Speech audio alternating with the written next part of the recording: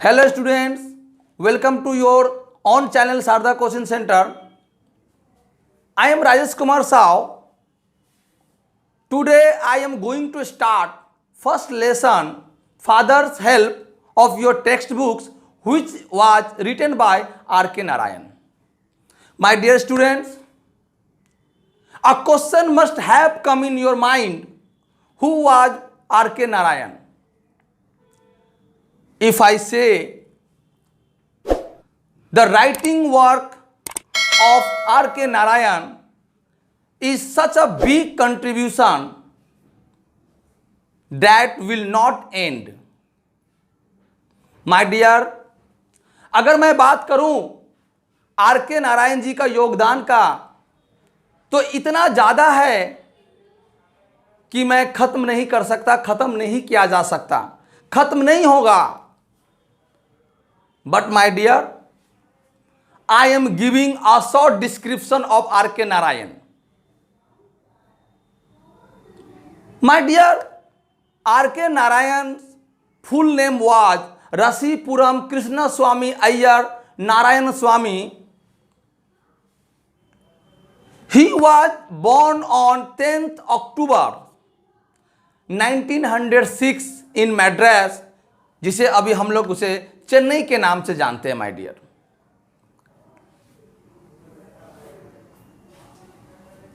he received many awards, many honors for his writing. R.K. Narayan was a great writer, was a great figure of Indian literature. Bharat की साहित्य में R.K. Narayan जी का एक अपना स्थान है. माय डियर, अनेक नॉवेलिस्ट हुए, अनेक राइटर हुए, अनेक साहित्यकार हुए. उन अनेक प्रमुख साहित्यकारों में R.K. नारायण जी का भी स्थान है. My dear,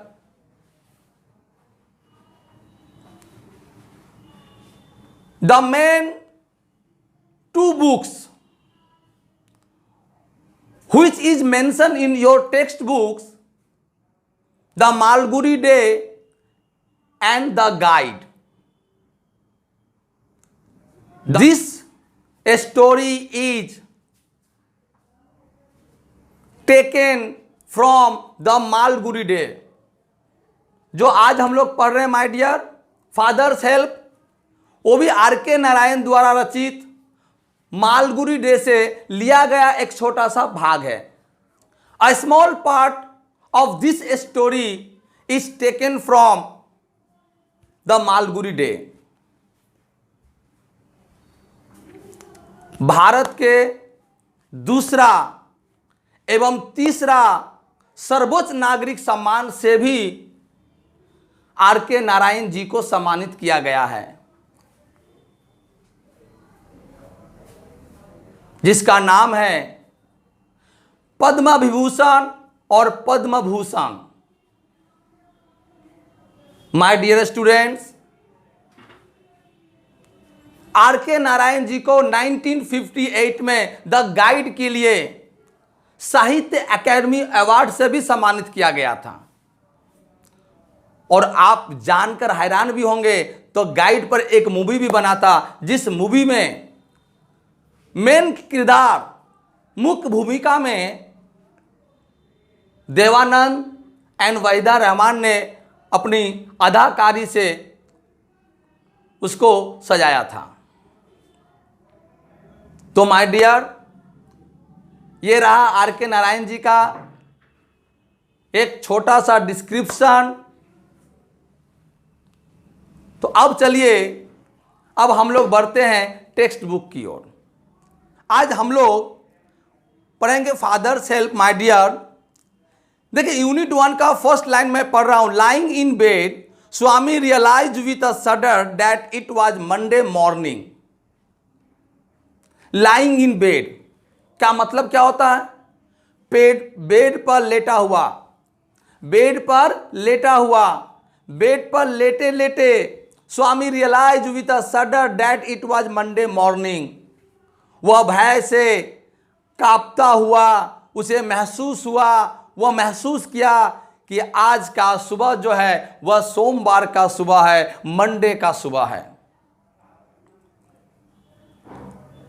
my dear students, मैं इस बुक्स के और भी आगे लाइन पढ़ूं उसके पहले मैं और एक चीज बताना चाहूंगा कि this story is based on a boy who does not want to go to school,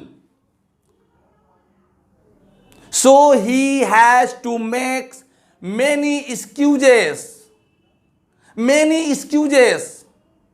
my dear, father's help में एक ऐसे लड़के की कहानी है जो स्कूल जाना नहीं चाहता, but by the pressure of father he has to go to school. लेकिन पिता के दबाव में उसे स्कूल जाना पड़ता है। He has to make many excuses for having not to go to school. उसे स्कूल ना जाना पड़े, इसके लिए वो अनेक बहाने बनाते हैं। माय डियर, मुझे पता नहीं कि आप लोग भी सचमुच बहाना बनाते हो कि नहीं, और मेरी मानो तो बहाना स्कूल जाने के लिए तो करना ही नहीं चाहिए, क्योंकि वो वही स्कूल ही वह स्थान है जहां से मैं ज्ञान अर्जन करके मैं एक लायक इंसान बन सकता हूं। वहीं से शुरुआत होता है इंसान को सचमुच इंसान बनने के लिए। शुरुआती दौर जो है स्कूल से ही होता है। जो माय डियर, अगर आप लोगों में से कोई ऐसा करते हैं तो प्लीज मेरा रिक्वेस्ट है कि कम से कम स्कूल जाने के लिए कोई एक्सक्यूज नहीं कीजिएगा, नहीं बनाइएगा। तो जैसे इस लाइन में हमने पढ़ा कि lying in bed Swami realize with a shudder, shudder माने भय से कांपना, दैट इट वाज मंडे। क्यों कांप रहा भाई? डरने की क्या बात है? मंडे का दिन है, क्या है, लेकिन डर लग रहा है। क्यों? आज मंडे का दिन है, स्कूल जाना पड़ेगा। वह स्कूल तो जाना नहीं चाहता। इट लुक्ड एज दो ओनली अ मोमेंट एगो इट वाज फ्राइडे। उसने देखा, उसे ऐसा लगा कुछ पल पहले तो शुक्रवार था, अचानक से मंडे कहां से आ गया, सोमवार कहां से आ गया, ऑलरेडी मंडे वाज हियर, कहां से अचानक से मंडे आ गया।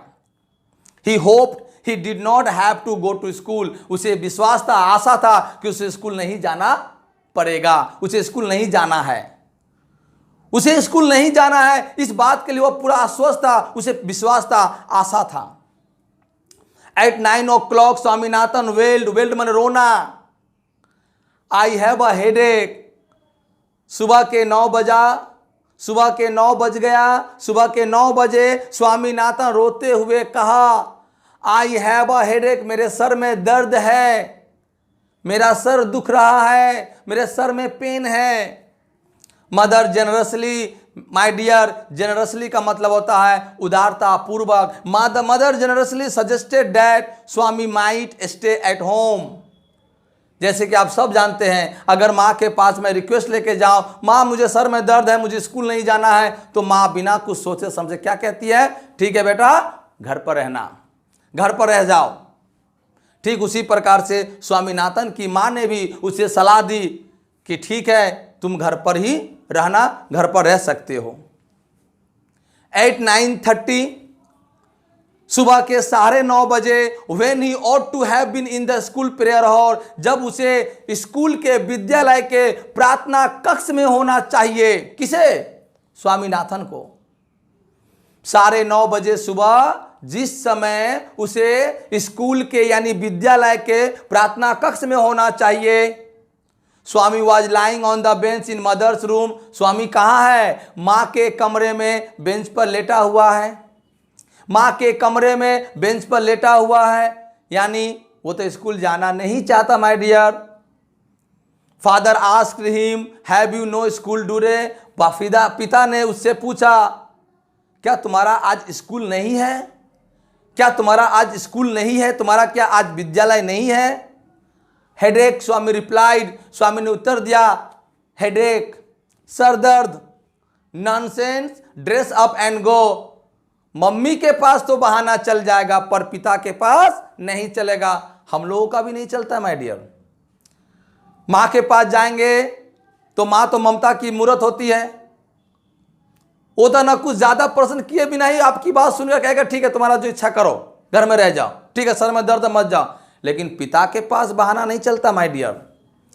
ठीक उसी प्रकार स्वामीनाथन का भी बहाना पिता के पास नहीं चलता है। क्या कहते हैं पिता? Nonsense, dress up and go. बेवकूफ, मूर्ख, कपड़ा पहनो और जाओ। कहां जाओ? स्कूल जाओ, और कहां? हेडेक, पिता को बोलता है सर दर्द। पिता कहते हैं loaf about less on Sundays and you will be without a headache on Monday. Sunday के दिन, रविवार के दिन थोड़ा कम घुमा करो, रविवार के दिन थोड़ा इधर उधर कम घुमा करो, मंडे के दिन तुम्हारे सर में दर्द नहीं होगा। Swami knew how strict his father could be. Swami को पता था, स्वामी जानता था कि उसके पिता कितना कठोर हो सकते हैं। सो ही चेंज हिज टैक्टिस। स्वामीनाथन भी तो बेवकूफ नहीं था, वो भी बहाना बना बना के इतना मास्टर हो गया कि वह तुरंत अपना उपाय को चेंज किया, अपना टैक्टिस को चेंज किया, बदल दिया। I can't go so late to the school.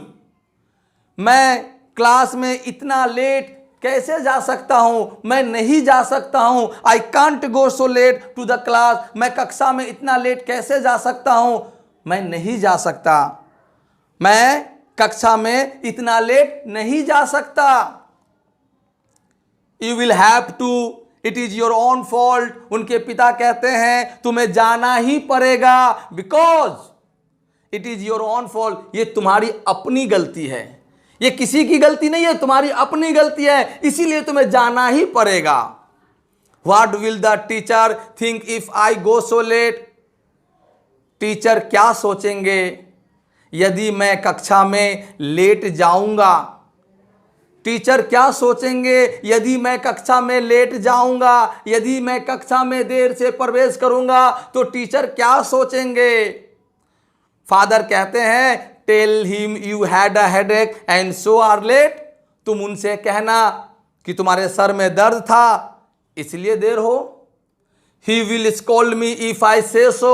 यदि मैं ऐसा कहा तो वह मुझे क्या करेंगे? वह मुझे डांटेंगे।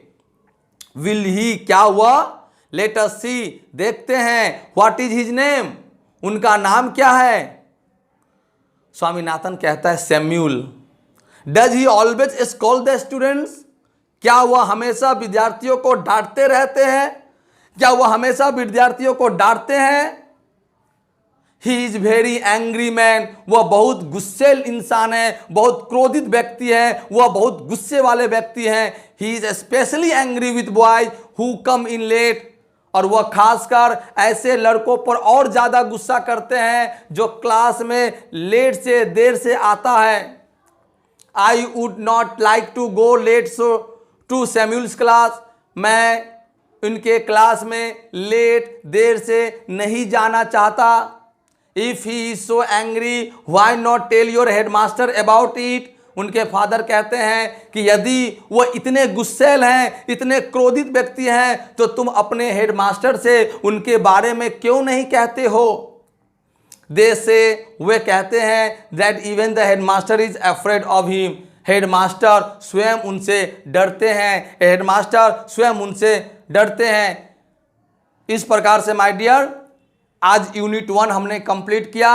मैं आशा करता हूं कि आपको ये समझ में, जो भी लाइन मैंने आपको समझाने का प्रयास किया है, आपको समझ में आया होगा। माय डियर, जो इस पार्ट से हमें अभी तक यही जानकारी मिला, यही मैंने जाना कि एक लड़का जो स्कूल नहीं जाना चाहता वह कितना प्रकार का बहाना बनाता है, कितना प्रकार का बहाना बनाता है। अगर मेरी मानो तो जितना दिमाग, जितना बुद्धि अगर आप बहाना बनाने में लगाते हो, उतना ही बुद्धि अगर आप स्कूल जाने में लगाते, उतना ही बुद्धि अगर आप अपनी पढ़ाई के पीछे लगाते, तो आज ऐसा दिन नहीं आता कि आपको पिता से डांट सुनना पड़ता और जबरदस्ती आपको स्कूल में भेजा जाता। ठीक है माय डियर, तो आज हमने आपका टेक्स्ट बुक का लेसन 1 फादर्स हेल्प यूनिट 1 मैंने कंप्लीट किया। तो चलिए अब हम लोग स्टार्ट करते हैं कॉम्प्रिहेंशन एक्सरसाइज। देखिए माय डियर, यहां लिखा हुआ है number 1, choose the correct alternative to complete the following sentences. Number A, with a shudder Swami realize that it was, क्या होगा? Number 1 Friday, number 2 Thursday, number 3 Wednesday, number 4 Monday. The answer will be 4 Monday. उत्तर क्या होगा? Monday. Number B, when Swami ought to have been in the school prayer hall, he was lying on the, my dear, number 1 bench, number 2 table, number 3 bed, number 4 desk। तो my dear क्या होगा उत्तर? Number 1 bench होगा उत्तर। Number C, according to Swami, Samuel is especially angry with boys who are number 1 absent, number 2 late, number 3 inattentive, number 4 undisciplined। My dear, the answer will be number 2 late। Number 2, fill in the chart with information from the text। A, time when Swami complained of a headache, 9 a.m. Number B, person who ordered Swami to dress up and go to school, father। Number C, name of the teacher mentioned by Swami, Samuel। चलिए आइए next question number 3, state whether the following statement are true और false. My dear, जो statement सही है उसमें true, जो गलत है उसमें false. Number A, Swami said that he had a headache. True और फॉल्स? बोलिए बोलिए, ट्रू और फॉल्स? माय डियर, ट्रू, सही है। Supporting statement, at 9 o'clock Swaminathan wailed I have a headache. Number B, Swami was lying in his father's room. False और true my dear? False. Supporting statement, Swami was lying on the bench in his mother's room, not father's room, mother's room. Number C, according to Swami the headmaster was not afraid of Samuel. False. Supporting statement my dear, according to Swami even the headmaster is afraid of Samuel. My dear students, इस प्रकार से unit 1 का question answer जो भी आपके book में दिया हुआ है मैंने कंप्लीट करा दिया। मुझे पूर्ण विश्वास है कि आपको मेरी आज की क्लास बहुत अच्छा लगा होगा। माय डियर, मैं फिर आपसे रिक्वेस्ट करता हूं कि यह एक चैनल जो एजुकेशनल चैनल है, इस पर इस प्रकार के क्लास 10, 9, 11, 12 क्लास से संबंधित वीडियोज अपलोड होते हैं। So my dear student, please इसे आप सब्सक्राइब कीजिए। अगर वीडियो पसंद आए तो आप इसे लाइक और शेयर करना ना भूलें। चलिए फिर मैं अगले वीडियो में बहुत जल्द आपसे मैं मिलूँगा। इसी के साथ बाय बाय, जय हिंद।